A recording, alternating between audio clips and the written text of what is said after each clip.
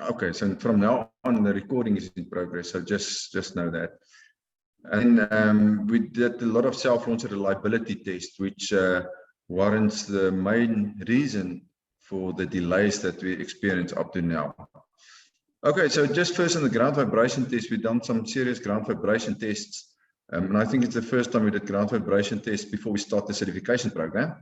And based on this and with communication with EASA, we were forced, or we select to do some changes to the product to increase the theoretical flutter speed.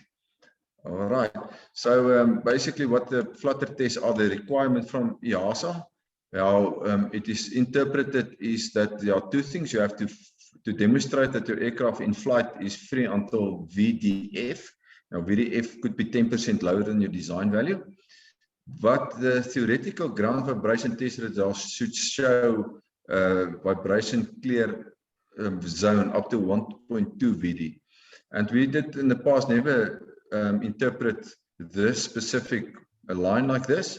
So if we had some less damping below 1.2 VD, with other words between VD and 1.2 VD, now to put it in realistic terms, this is about between 320 kilometers an hour and 380 kilometers an hour. So in this range, in certain of our products, we do have some reduced vibration, damping. And with EASA now having a firm stance on this, and the interpretation of this, it must be clear above 1.2 VD. So it just means that your glider is even more safe, and we do have to comply with this. Unfortunately, this had, for us, quite a bit of work to be done, because as we wanted to base it just in the JS2, and the test that we have done shows that we have on the ground vibration test not this clearance for certification. We have to do a few things. So this is what we have done.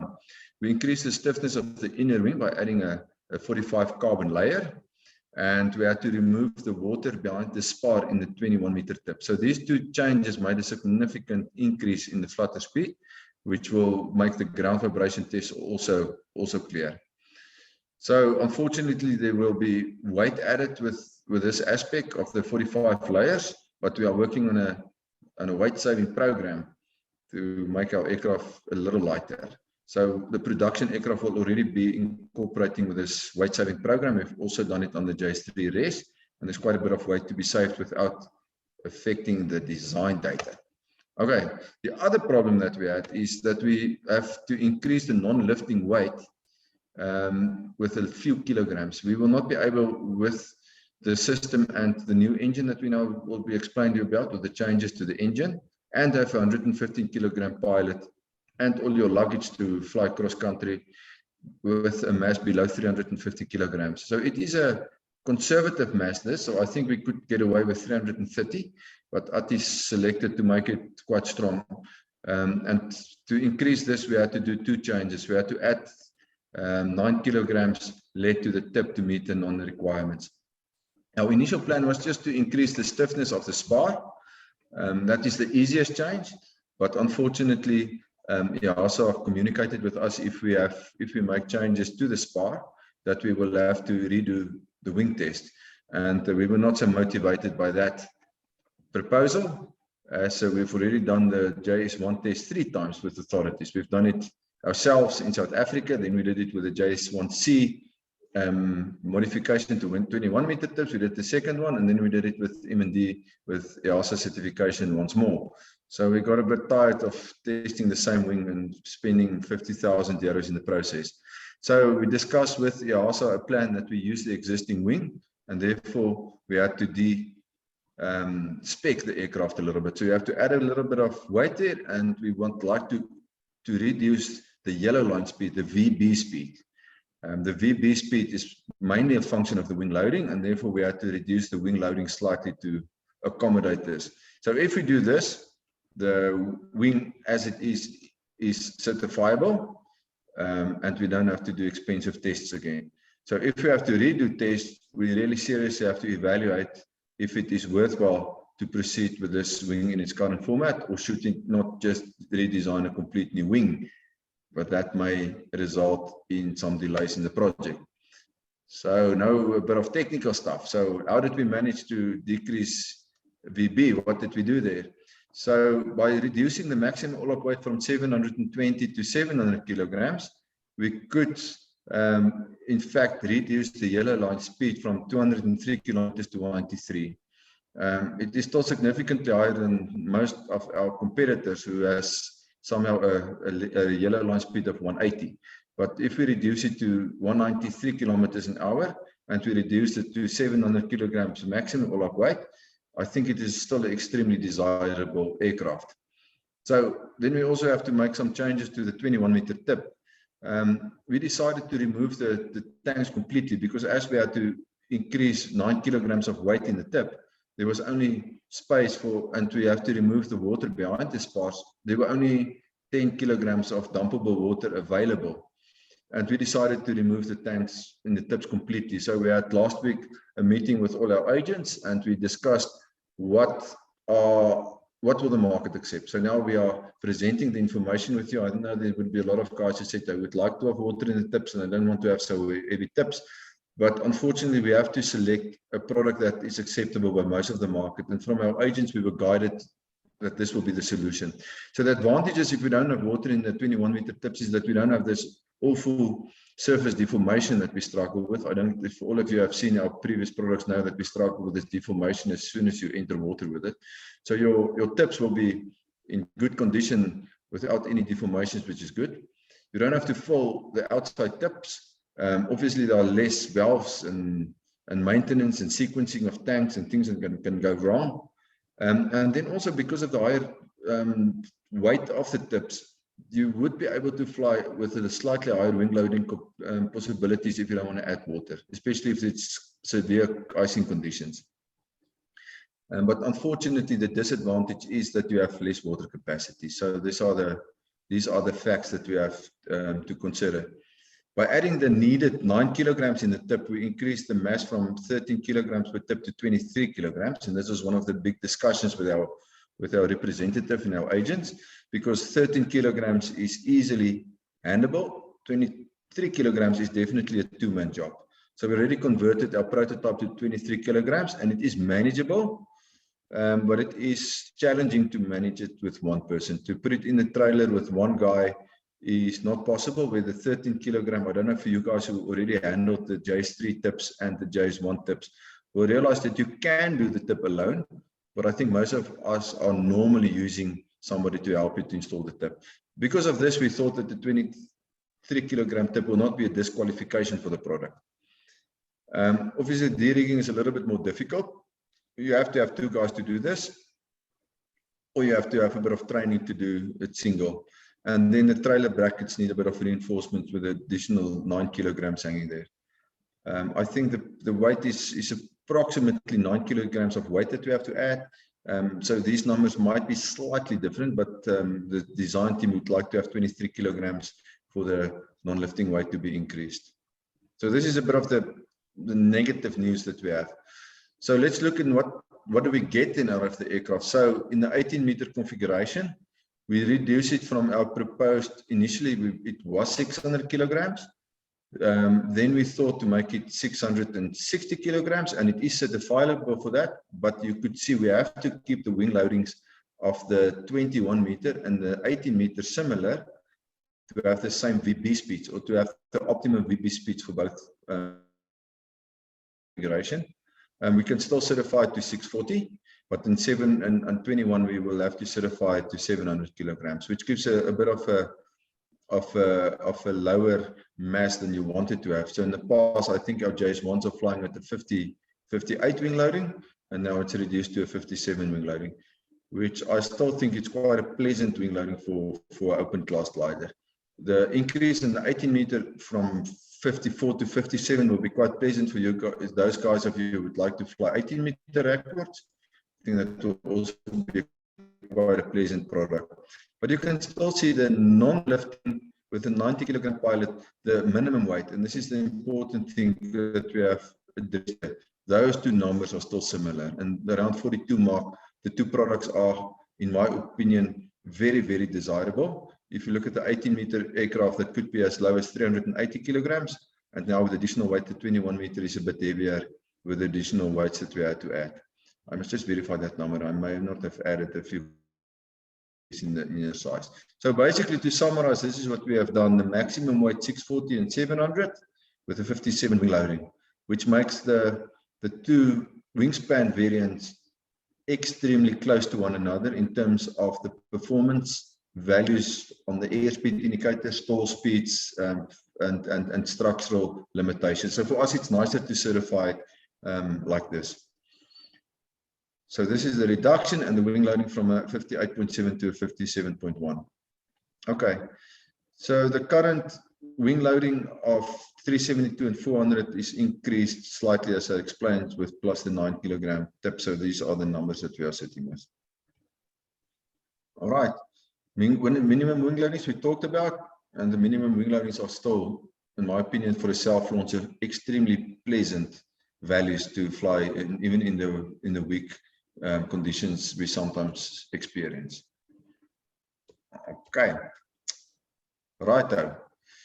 So the water capacity is one problem. So we only have now 187 liters for both spans because the 34 kilograms in the old aircraft is no longer with us, unfortunately. Okay, so some of the specification is, I can say since our last modification, we did fly the 18 meter, the self-launcher in the 18 meter configuration. And I haven't flown it myself, only Ati's flown it, and he reports it's an amazing, pleasant aircraft to fly. He says it's really amazing aircraft. He thinks that once you guys have flown it in the 18 meter configurations, this is it is just an amazing product. So it's not only the 21 meter that's nice, we can confirm that the 18 meter is really pleasant. What we did find, and this we will come into the control system changes, which we will propose, so we can make the aircraft a little bit more agile, because the forces on the system, on the whole aircraft is so light that we can actually convert it into agility by just increasing some of the bell cranks. So this is the plan that we have now. We also had one of our Italian agent, Luca, that was flying it, also gave us the feedback, and then we did some flight testing after that, and we agree with him that we can increase the throw on the rudder slightly, so we reduce the throw with increased rudder efficiency, and also on ailerons, as the forces are just so light that we can really do that. Okay, so this is a product that we are actually certifying, but now we have to look at the design challenges. Now, the big challenge with self-launchers, and we all know about it, especially if you use a non-Vonkel engine, is the vibrations.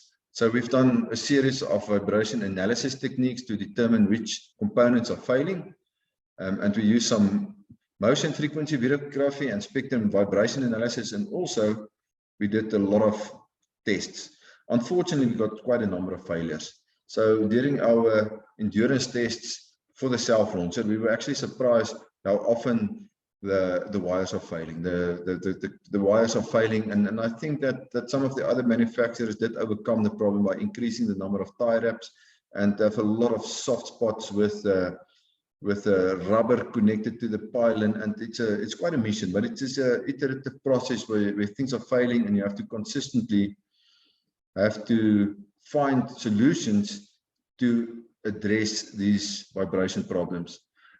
So obviously we did a lot of vibration testing with some of the sensors, and if you remember last time, by balancing the prop, we completely removed the 3000 RPM spikes here. But what we couldn't do is the vibration of the engine spike. These engine spikes and the amplitude of these spikes are extremely high. And you can see on the first harmony and the second one. So it is just unbelievable high frequencies that we were sitting with. I think in the previous Zoom meeting, I was asked a question and I sort of did not really want to answer it because it's something that we cannot address. The prop vibrations we can address, but these things we just have to fasten it to the airframe and hope for the best. So after we have gone through a program where we really start to increase the bracket sizes, reroute the wires, tie down, and we consistently had failures, typically associated with solo self-launchers with two-stroke engines, our design team just said it's pointless to solve problem to solve the result, we have to look at the cause, and the cause is unfortunately the power plant, and I think we all know that. So that's the solar motor that we've selected, and we really selected this motor because of the high power to weight ratios, its simplicity to work on, it's not finicky with complex programs to preserve it over winter. It's got a lot of advantages, but the one disadvantage, and that is in my opinion the only disadvantage, is the vibration. So the vibration is so bad that some of the other popular manufacturers selected not to use this motor and rather go for a much weaker solution, but with much improved vibration results and reliability. So you have two schools of thoughts and two customer bases in the thought. One who would like to have the simplicity and the power, and then another group that would like to have the reliability. And this is what we had to select, and unfortunately we selected, or fortunately we selected this machine. And if you look back in, the problem is the high vibration design by nature, because it's not a boxer engine where you could actually balance the opposing cylinders. So this engine really would like to twist when the two cylinders are, it's very difficult to hold this engine still. It really introduced a lot of vibration to the system. Despite our best effort to hold it by the airframe, the parts connected to the pylon still suffered with vibration, and it even transferred into our airframe, that we had quite a bit of failures inside our smart fuel tanks with the submergible fuel pumps. So we had lots of modern technology that we built into the JS2, but we were not successful to solve the vibration issues. Right, so then we said, why don't we just solve the root cause?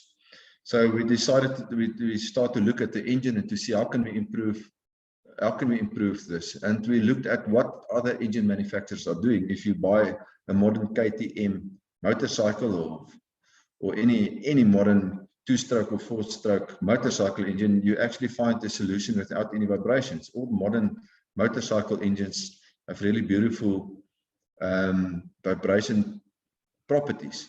And then we looked into this and we start mathematical models to analyze the solar motor, and we decided that it is possible. Our mathematical model shows that we can actually do quite a good job. So our young engineers took this as quite a challenge, and this was the design that we would like to design a new part to the engine to make this work. So what we had to do is we would like to stay within the geometrical constraints by the small JS fuselage. So with other words, we don't want to make any changes to our product. We just would like to make a change to the engine. If we had to make a change to the system, we might as well move to a different power plant. And we don't want to compromise the engine's reliability and life service. So we need to design what we have to have the same lifespan or mean time between failure in the existing motor, which is at this moment 400 hours. So we also designed for at least for 500 hours. So this is actually what we have done. If you look at the bottom part of the motor, instead of having just the normal thing, we designed a complete balancing shaft system to it. And I'll show you now what done this. If you look at the top cylinders here, this is the part that we actually designed it out. And we did not only design just for the first harmonic, we also have for the secondary vibration modes, and the results that we get on our mathematical model is quite brilliant. So there you can check a look out of what we're doing. So this is the main crankshaft of the existing motor, with its balancing shaft to balance out the primary masses of the pistons.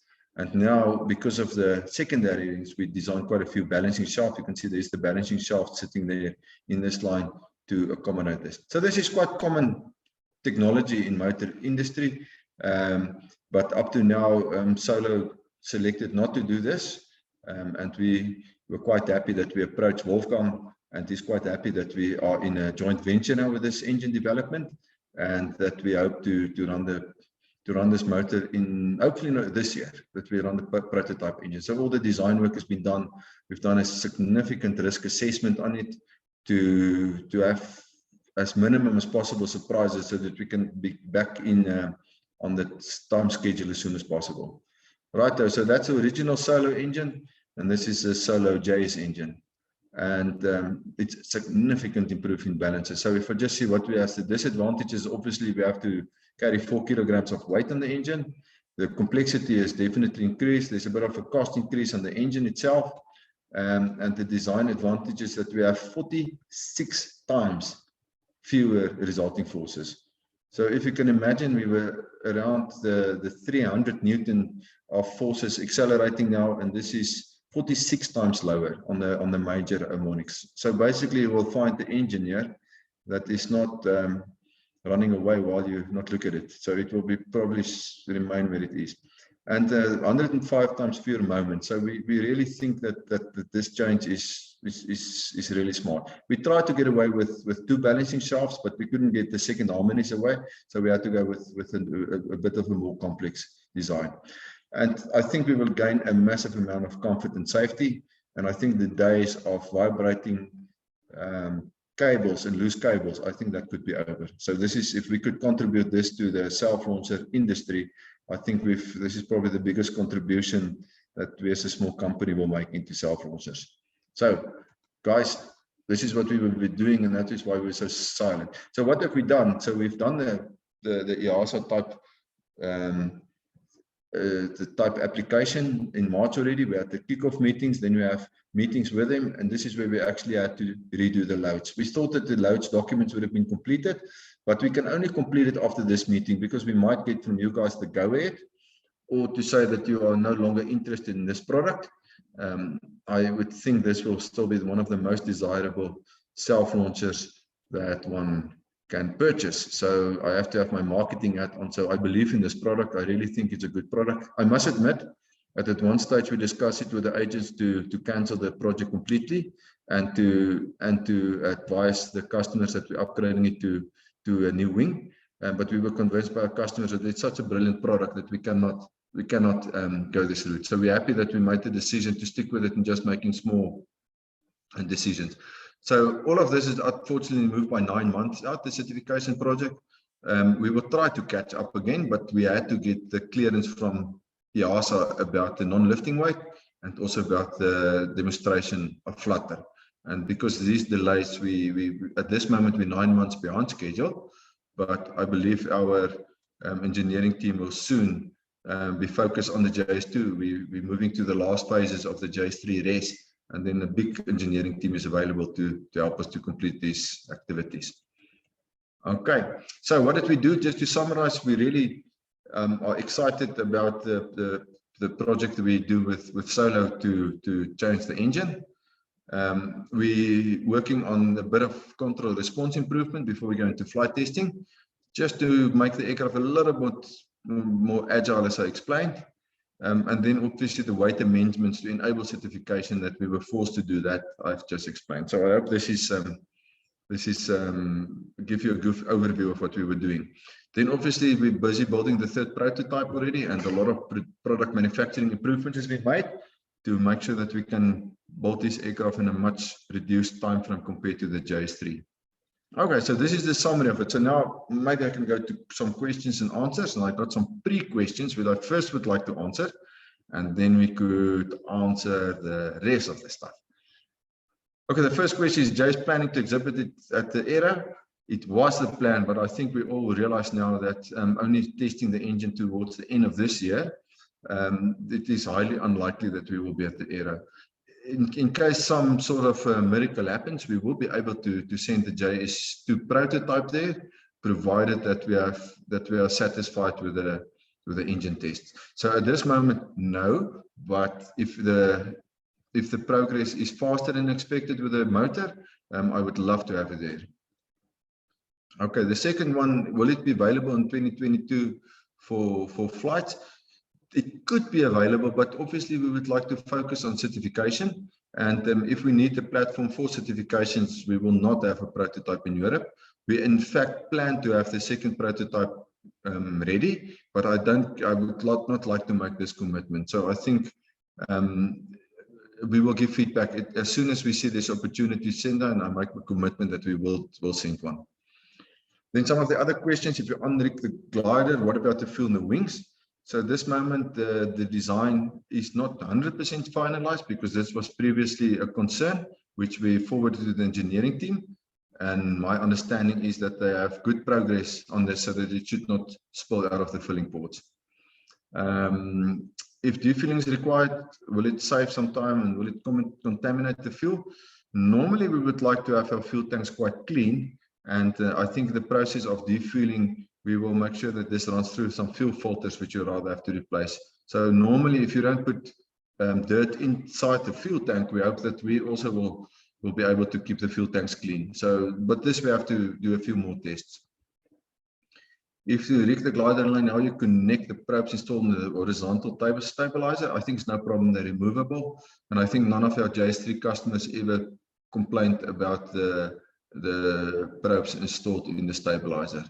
You remove them completely and we store them in the cockpit. And then there's also some to remove before flight receptacles, one for the fin to avoid bugs making some nests inside the fin side and also on the tailplane side. So those are all well-known technology coming from the JS3.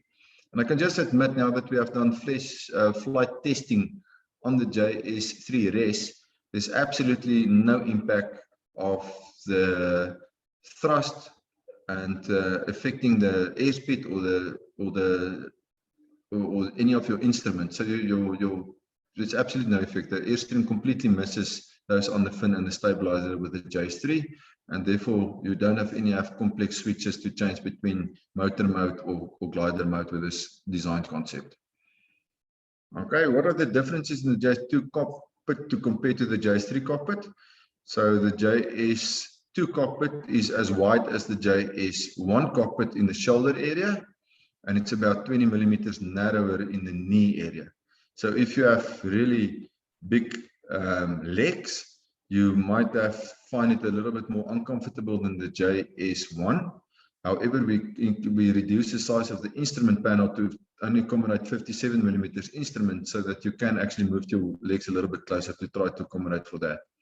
Then the cockpit is slightly taller than the JS3 cockpit, so we think that we will still be able to fit a pilot in excess of 2 meters in it. I think the tallest pilot we have is touching 2 meters, so fly quite comfortably with it. And the shoulder width is also acceptable. But towards the front, from your knees forward, the cockpit is a bit narrower. This question I think I answered, and this is we are busy designing a motor change with Solo, and I think the progress from our side is quite good. So hopefully within the next week we start machining the bottom part, and before the end of this year we will be giving feedback of how good the system is. Okay, so this is my story, and now I think we can move over to a bit of questions and answers, which I did not answer. I think the production slide I missed. I must just find my production slide. I'm going to stop sharing here, and then I'm just going to find my production slide. It's got lost in action between all the changes of computers. But basically, we plan to enter production on the first week in February. We will go into production with the JS2 self-launcher. We will first construct one JS2 and then 2 JS3s. And the reason for that is because the JS3s at that time will be on a 5-day schedule, meaning every 5th day we complete the JS3. But we expect that the JS2 will have a much longer takt time. So to avoid that we slow down the complete production, the JS2 will sort of get slowly out of sequence within the production line as it moves to the production line, but we will focus additional resources to try to avoid it that we have a complete delay if the takt time is more than 5 days initially. So we think that the first 5 or 6 units we will construct first 1 JS2 and then 2 JS3s. And after that period, production asked us to move then into 3 JS3s, 3 JS2, so that we built a small batch line to increase the production time. So our wish is really to increase production during next year to the 48 aircraft per year. And that is closer to the other manufacturers, large manufacturers. I think one of the second larger manufacturer produce about 60 to 65 aircraft a year. So for next year, we will aiming more to the deep 40s. I think in the year later, we will be able to produce then on par with some of the other manufacturers. So we're working quite hard on that. All right, so that is my story. I wonder if I can hand over it back to Catherine for some questions, which I did not answer. Muted. No, I'm unmuted. So there was one of Leo also regarding the delivery of the early experimental non-EASA gliders outside Europe. He wants to know, have you made plans for that? I think that is normally the practice that how we plan to deliver product is we first sort the deliveries or the orders in accordance to the deposit receive date. So if there are no other restrictions, then we construct strictly according to deposit receive date. If the aircraft is not certified, then we look when the first certification date is available, and then we sort the order book to match that the first certified required products are ready when certification is ready. So we take a little bit of a risk that we start producing quite well before we have certification. Now, our company is quite, I think, well known for producing airframes without certified propulsion systems. I think we've done that with a jet, we've done this with a race, and now it seems we'll be doing it with a self-launcher once more. We were so hoping that we could use an engine that's just ready off the shelf, but it seems we were not so successful doing that. So this is another requirement. So we also have then to look when the system engines will be available, and then when the engines will be certifiable. So if you look at all these requirements, we consistently have to sort, and then having these requirements in place, and then sort according to that. So I have a bit I made a bit of a order book planning tool to allow me to produce aircraft so that they will be with the shortest possible time wait without paperwork. So unfortunately, for the European customers, they have to have all the tick boxes in place. The engine must be certified and the airframe must be certified. So the European deliveries, unfortunately, will only be delivered when those two aspects are in place. I can really advise you guys or put peace to mind that our team is working full-time on making certification quite quick and fast. I think we have quite a number of tools in place, and certification is for us becoming I would say a well-known event. It becomes acceptable. So we hope that we could finish the certification in quite a short time frame so that we don't have too much delays. So to answer Leo's question, we have to deliver first to the American market. We obviously will deliver through to the European market, but those 3 aircraft will all be used for certification demonstration.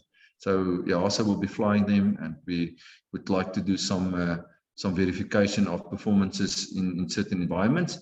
And once we're done with the tests, they could also be used in a limit fashion by some of our customers in Europe. But unfortunately, we'll only have 3 permits to fly, and customers who makes the aircraft available for certification will be asked if we could do that. That was a long question. I should have just said yes, Leo. A long answer. Yeah, there was one more. Does the redesign of the engine result in certification issues of the engine, EASA, and thus additional delays regarding the timeline, the changes to the engine? Yes, of course, there is definitely a risk with this.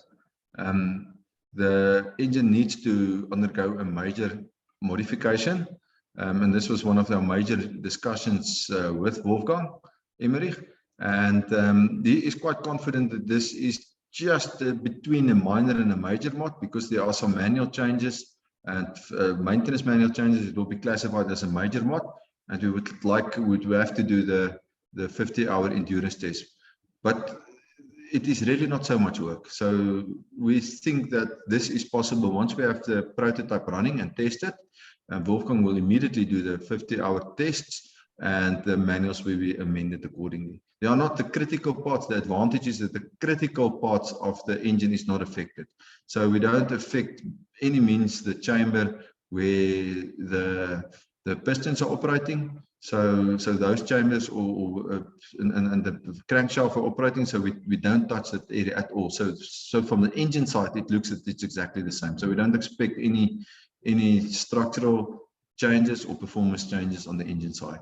It's just a weight, and then we have to demonstrate reliability with our balancing system. Okay, and then there were 2 other questions. What will be the weight of the inner wing? I missed that slide also. The current weight of the inner wing was 80 kilograms, and now we have to add 5 kilograms, which says it will be 5 kilograms more. But now if we dump the outside water system, there's a lot of plumbing that does not need to go to the outside. We also identify quite a bit of ways to reduce the weight. So it will be plus 5 kilograms for the prototype wings. But I think in the next set of wings that we will produce, we will probably get close back to 80 kilograms just by some clever manufacturing. So we hope it's the same as 80, but not more than 85.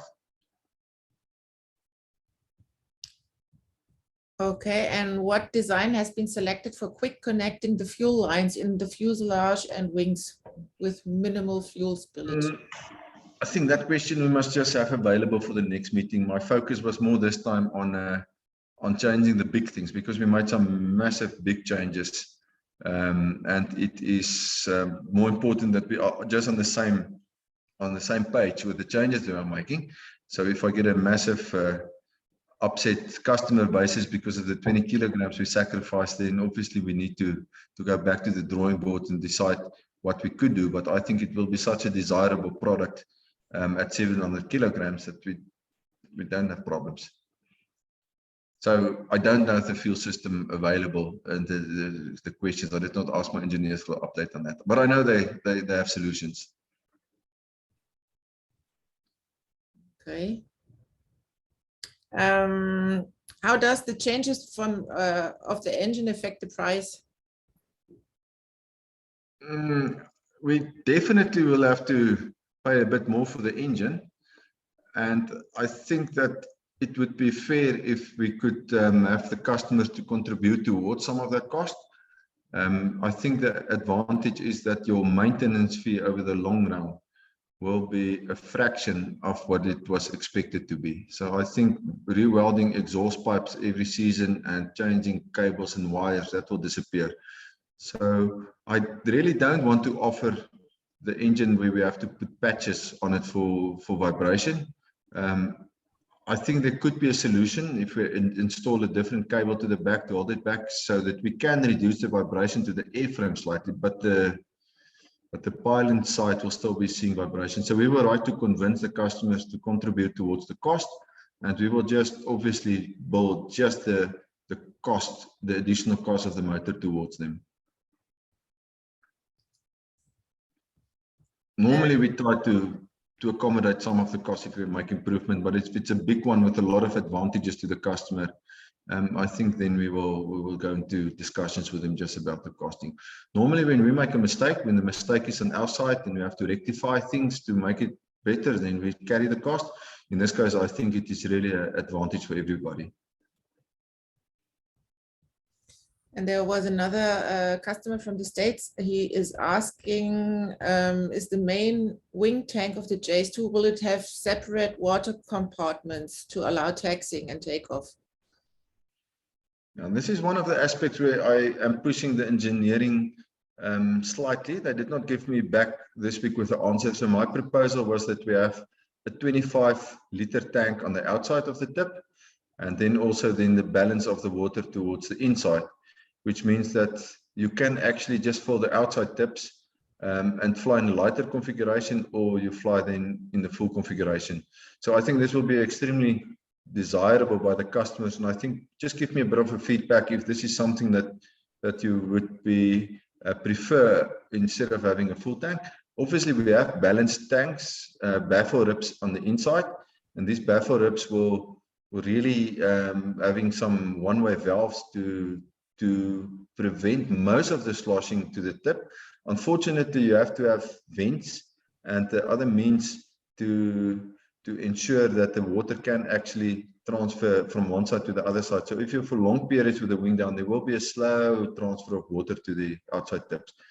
We did not manage to design a solution where the tanks are completely sealed and do this without the outside tips. I will work a little bit on this. I have some ideas, but I just need to discuss it with our team. So I would like to have your feedback. Would you like to have two separate tanks in the inner tank? Because this was my proposal to the design team. So you can just maybe send me an email in terms of your wishes in case you have a strong view on it. Ace, just to interject, it's a big requirement in the US. A lot of pilots have a long distance to taxi with lots of time for the water to migrate out. And it is a feature in some other well-known self-launchers already in the US marketplace. Okay, Leo. Thanks for that. So it just reaffirms my concern, but I think it was also based on discussions that we had earlier that we proposed this solution to the design team. I think in one way there will be a lot of advantages not having water in the outboard tips. Initially, it was for us a very foreign idea, but the more we think about it, we more start to like this idea of a bit of simplification and maybe have the complexity on the inside and giving more flexibility in loading.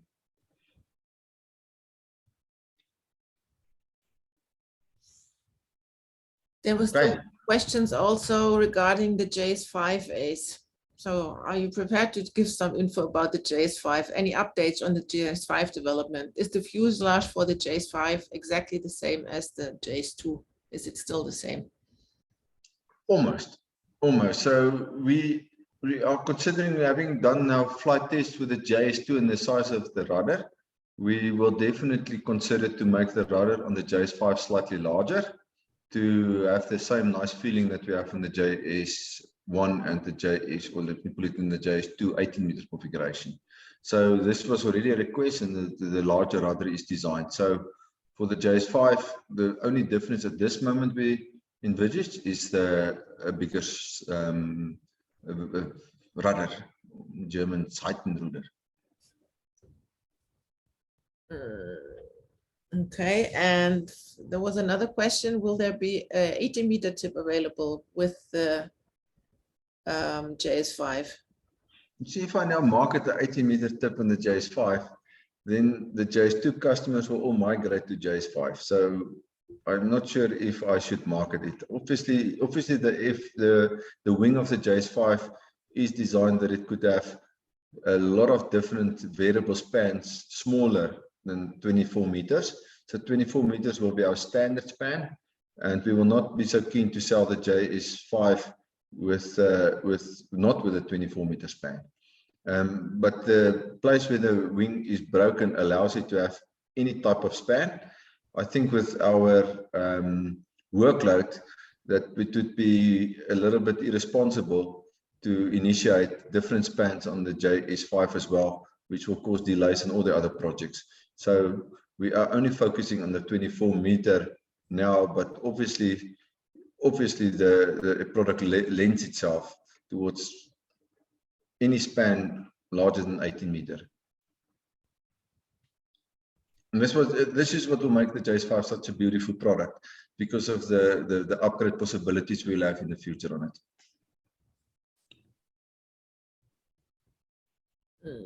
And there was another question regarding the engine. Is there a requirement for separate lubrication for the balance shafts? Yeah. The balance shaft, the lubrication part of the design is quite an important aspect.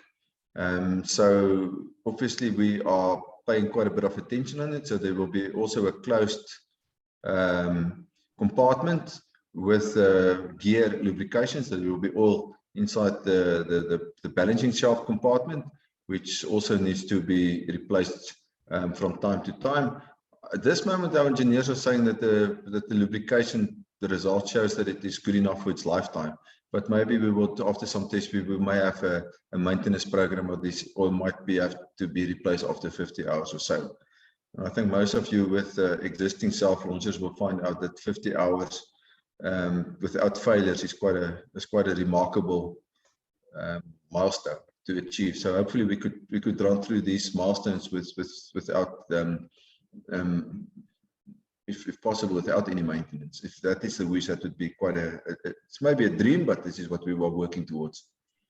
So Leo has a question. Leo is raising his hand. So Leo, just go ahead. Yeah, thank you, Katrin. Ace, just stepping back to the questions on the JS5 24-meter wingspan. Do you want to convey anything about the major differences in trailer size between a trailer that holds a JS5 versus a trailer that holds the JS2? As far as the wing panels and stuff like that, there's some pretty significant differences there. Yeah, so obviously on the JS5, it will not be able to store the outboard wings in the roof of the trailer, or the lid. I don't know what you call the top roof of it, because of the weight of it. The inner panel on the JS5 is about 35 kilograms, and the length is of such that it will be hard to store the wing inside a trailer like on the JS2, for example. But I think that is the problem of Felix. Cobra will design this as soon as we give them a bit more firm data. What they did request us is please to make the wing lid removable, because that makes the trailer size significantly smaller and as a result cheaper. I didn't understand you said the wing, what removable? What was the word there? I'm sorry. I think I said winglet. The winglet removable. Winglet removable. Okay, I understand. Yeah. So basically, you have 4 main wing panels, all in the trailer chassis, and nothing other than the winglets and the horizontal stabilizer. Yeah. In the clamshell. Yeah. The wing has a slightly less dihedral because of the span. There's automatic upwards bending, which gives pleasant handling aspects. So the wings are more straight than our smaller wing designs, and therefore the challenges to Cobra will be slightly less. I understand. So from the decision point, for example, of a customer here in the US, JS2, we're looking at a regular width trailer, JS5, a wider trailer to accommodate the 4 wing panels in the trailer box. Yeah, I think it's a bit early days because we only start machining the molds now. So so once we are a bit closer, we will buck Cobra with some challenges. I think they also need some challenges, not only us. Roger. Thanks, Ace. What we're not going to do is we're not going to build a trailer. That I can guarantee you. Stick with what you do well, sir. Thanks.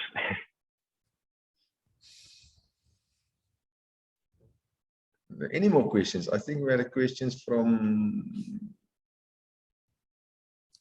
Jerome. There's still a question. During the last video, there was the possibility of a fire extinguisher inside the engine bay. We did not work on these minor items, which is possible to do installations at a later stage. At this moment, our fire detection system is quite well sorted out now with the JS3 RES.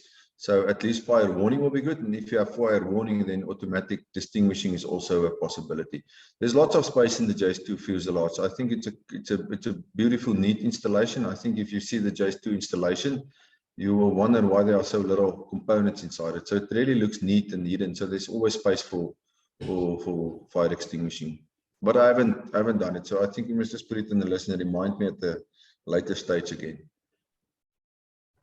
Luis, I continue my question. What type of extinguisher do you expect? Because extinguisher used in aviation with Freon take all the oxygen, so this could be very dangerous for the pilot. So do you have any idea of what type of extinguisher you intend to put in? Jerome, I think maybe I don't have information on this, so we did not do lots of work on this, so I will just guess. So maybe if you welcome that we have maybe a private discussion one day, and you can give us some guidance. So anybody who would like to has experience in this field, I think it's always helpful because the whole gliding, our market is so full of experience and knowledge and things. So if you guys can share with what you know, it makes our research time much shorter and coming to a good solution much quicker. So we are really open for ideas and suggestions and areas where we should avoid pitfalls.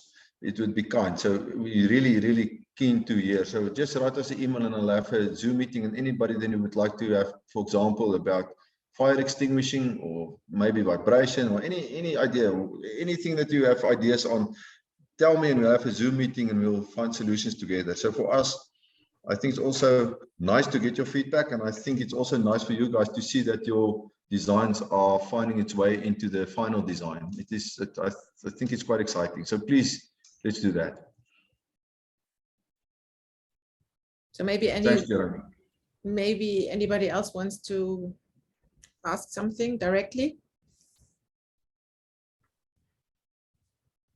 Yes, Catherine, Marcus from Germany. If I can, I would like to ask a question directly to Isa. Yeah. Isa, perfectly understand the reasons for the design changes you explained to us. But what I missed is what is a realistic timeline from now on for a delivery of JS2 for customers in Europe? I don't think we will make next season. So we start with the production in February, and normally an aircraft is about 6 months in our production line. So it means that realistically we will only be able to deliver the first aircraft towards the Q3, Q4 of next year. And if it goes all well, we have planned to complete certification by April next year. But now we have 9 months later, so we will only have certification ready about a year later, which means that the beginning of 2024. And so we will plan that the first European deliveries will be around 2024. What also put a little bit of pressure on us is the massive amount of JS3 res orders that we have. And as I say, we will balance between the JS2s and the JS3s. So I think 2024 season will be definitely realistic. And if we find any major setbacks, then we will communicate it with you guys. I think we should have communicated this vibration issue a little bit earlier with you, but because we did not have a solution, we were not in a position to give you positive answers. I think now for the first time, I'm ready to say, I think we have nailed the problem. And I would have preferred to do this meeting early next year after the test of the engine. But if we're successful, 2024, the European deliveries will start to fly, to come in at quite a rate. It might be that we will move the focus into the JS2 so that we are building maybe 2-3 JS2s and then maybe just 1 JS3, but we will maintaining the rhythm of 3 JS2s from around about April. There will be 3 JS3s and then 3 JS2s and then JS3s. So it's still a vague answer. I'm sorry about that. It's just a few more unknowns, which is called certification and just this engine testing and certification. If I can just say, just going back to the engine is really a very robust and simple design. And we think that the certification, speaking with Wolfgang, is not unknown. It is well-known technology, it's well-known engineering, and he sees very little risk in what we're doing. If our design meets the requirements, which we think, then the certification will be almost a given. Yes, I give long answers for short questions, sorry. Apologies. I think Tim also had a question. Tim Jenkinson. Maybe Tim, you could just ask.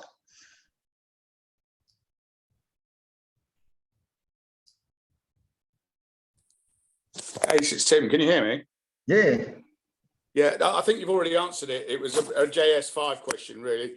What the commitment to the 18-meter option would be, but it looks like I think Katrina's replied to me and saying not particularly strong at this point.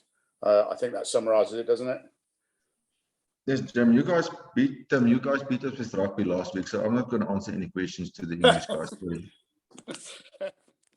Well done.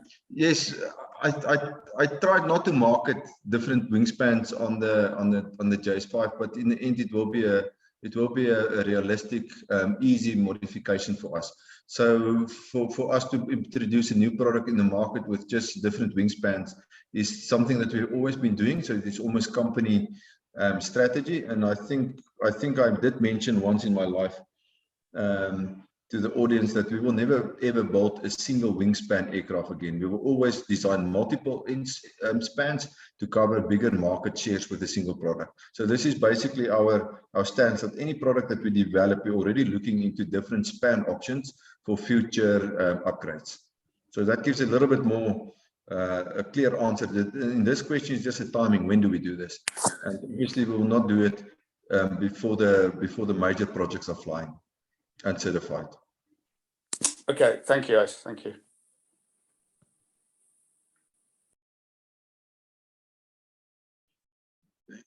Katrin, could you find any more questions? Or is it Shona Wochenende? No, there was just one coming in. Could you confirm that you sent the first JS2s without the EASA type certification? USA, Brazil, Argentina. I can send the first ones at any destination which does not require certification. Obviously, then we sort them. We saw, as I explained, we sort according to receipt of deposits, and then we sort the whole group, certification required or not certification required, and then we phase in the certificate. Where certification is required, we phase that into it, that it is on as soon as possible into that destinies. It's a bit difficult. The order book is really giving me grey hair because we have too many constraints on it, and try to find a solution is not possible. It's always a compromise, and I think it is a bit hard if you're a customer and you've been waiting quite some time, and now you still have to wait for certification as well. So I understand the frustration. Believe me, for me, as big as a headache as it's sad for you guys.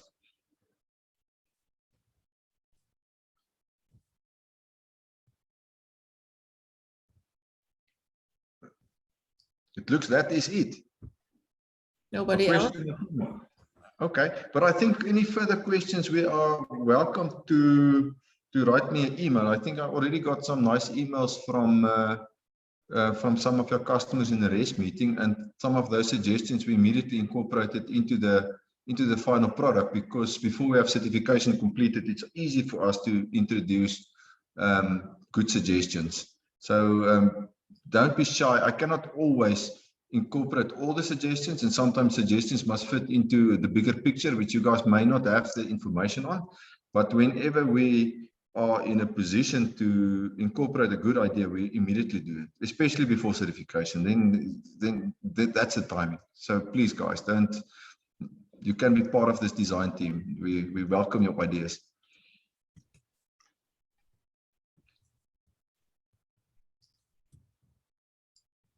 Okay, any more questions, non-related? Looks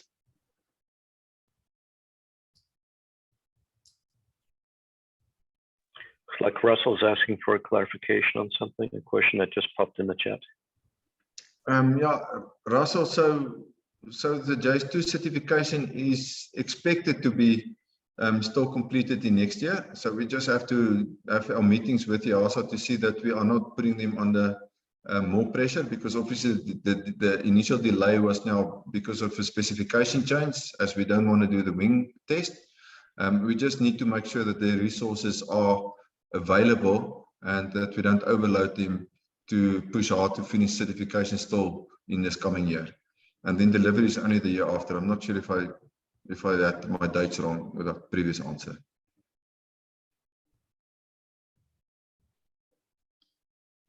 There was a quick question, fuel capacity on the JS2. Wings 12 liters, and then the inner tank also about 12. I think it's slightly less than 12 with all the fuel tanks, and the pumps inside. So I think about 12 and 12. That corresponds to about how many minutes or hours of runtime potentially? Last time I checked, it was like 1,000 kilometers of sawtooth. So it's a lot of distance. So I don't know. I think maximum power is about 24 liters an hour. So it's about an hour and a half of operation. So give us a bit of some time to do flight testing on it, but it's enough for most of the customers' requirements when we checked last time. Understand. Ace, one question, if you don't mind. A lot of owners in the US have, of course, sat in a JS3 There are a lot of fairly big pilots in the US. And the question is, can you explain the cockpit space differences between the JS3 and the JS2? This, of course, precedes arrival of one where they can try it. So just kind of high-level differences, if you could. I think I did make some measurements with the question was asked. So it's best if I put it on the question and answer page. The shoulder width is as big as the JS1, as I said, and a little bit bigger than the JS3, obviously. I think it's like 25 millimeters or something bigger than the JS3. And then at the legs, at your knees, it's about 25 millimeters narrower again. Because of the shape of the fuselage to be aerodynamically correct compared to make space for the engine. Oh, I must just admit, so we did a bit of test flying with the JS1, the old JS1A and the JS2 cell phones, and there's a noticeable performance improvement on the JS2 fuselage compared to the old JS1A. So that's some good news. So even with a bigger fin and tailplane section, the aerodynamic design in the fuselage seems to be correct. It really seems that the aircraft is a good performing 18-meter glider. So that's not the question. So I just thought I mentioned it. Yeah, appreciate that. What about the length? You mentioned the width at the shoulders and the width near the knees, but as far as very tall pilots, if you can compare the JS2 tall pilot space to a JS3 tall pilot space. My understanding is that the JS2 is taking this about the same size pilot. I'm getting a bit confused because I thought now the JS2 is slightly larger than the JS3 in terms of length, but I have to go and verify that. I know they're very similar because they were designed with a similar economic concept. So the cockpits and the manager used in the software to design the cockpits were the same. So it was a 2-meter pilot, 120 kilograms, which we designed for. This is the model that we've selected, and both fits into this system. But obviously the JS2 has larger shoulder space and a little bit narrower at the knees. So Leo, I don't have enough information on this, unfortunately. If this is something that we can go and measure, we could do that and give feedback. No, Ace, this is perfect. It's good enough. Just I wanted a high level kind of notional. The JS2 cockpit the JS2 cockpit fills me much more space. I must admit the JS3 cockpit is a very small aerodynamic performing cockpit and still managing to somehow fit big pilots. So I myself feel quite cozy inside the JS3 cockpit, and the JS2 I have more the JS1 feeling. Excellent. Thanks, Ace. Good. All right. So, Catherine, maybe you can call the end to this meeting, and then we can continue on a email basis. So, if you guys forward me emails, I'll combine all those emails and have it in a question and answer sheet combined. Okay. So thank you very much for attending the meeting. And as I said, I will send out the link to the recording, which we have done. So everybody who came in late can just rewatch it this evening or during the weekend. And I will also send maybe your email address with it if somebody wants to give you some input. Of course. Yeah, please give input, and I hope we can find some nice solutions before we finalize the design, while we still have a bit of time to make some small modifications. And let's hope that COVID doesn't affect the production further. Yeah. Good. Okay. Thank you. All right. Thank you, everybody. Thank you, Ace.